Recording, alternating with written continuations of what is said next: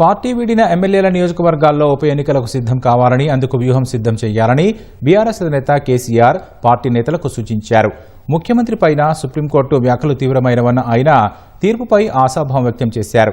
హైదరాబాద్ ఉమ్మడి రంగారెడ్డి జిల్లా పార్టీ నేతలతో ఎర్రవెల్లి నివాసంలో సమావేశమైన కేసీఆర్ రజతోత్సవ కార్యక్రమాలు, వరంగల్ సభపై దిశానిర్దేశం చేశారు. 27న ఉదయం పండుగ వాతావరణంలో ఊరూరా జెండాలు ఎగరవేయాలని, ఆ తర్వాత సభకు బయలుదేరాలని చూడాలని చెప్పారు. హైదరాబాద్, రంగారెడ్డి పరిధిలోని నియోజకవర్గాల్లో ఉప ఎన్నికల లక్ష్యంగా దృష్టి సారించాలని పార్టీ కార్యనిర్వాహక అధ్యక్షుడు కేటీఆర్ని ఆదేశించారు. పార్టీని వెళ్లిపోయిన వారిని తీసుకునే ప్రసక్తే లేదని కేసీఆర్ స్పష్టం చేశారు. కష్టపడి నిర్మించిన రాష్ట్రాన్ని కాంగ్రెస్ ప్రభుత్వం నాశనం చేస్తోందని ఆవేదన వ్యక్తం చేశారు. మరికొంత సమయం గడిస్తే కాంగ్రెస్ నేతలు ప్రజల్లోకి వెళ్లే పరిస్థితి ఉండదని వ్యాఖ్యానించారు. కంచెగచ్చిబౌలి భూములు, హెచ్సియు విద్యార్థుల విషయంలో సర్కార్, ముఖ్యమంత్రి వైఖరి ఏమాత్రం సరికాదని కేసీఆర్ అభిప్రాయపడ్డారు. రాష్ట్రానికి సంబంధం లేని విద్యార్థులు పర్యావరణం కోసం కొట్లాడుతుంటే గుంటనక్కులు ఎలా అని అంటారని ఆక్షేపించారు. బీఆర్ఎస్ హయాంలో అద్భుతంగా పచ్చదనాన్ని పెంచితే కాంగ్రెస్ ప్రభుత్వం నాశనం చేస్తోందన్నారు.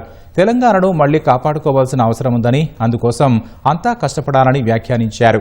కేంద్రంలో అధికారంలో ఉన్న బీజేపీ చెప్పుకోదగ్గ పనులు ఏవీ లేవని కేసీఆర్ వ్యాఖ్యానించారు.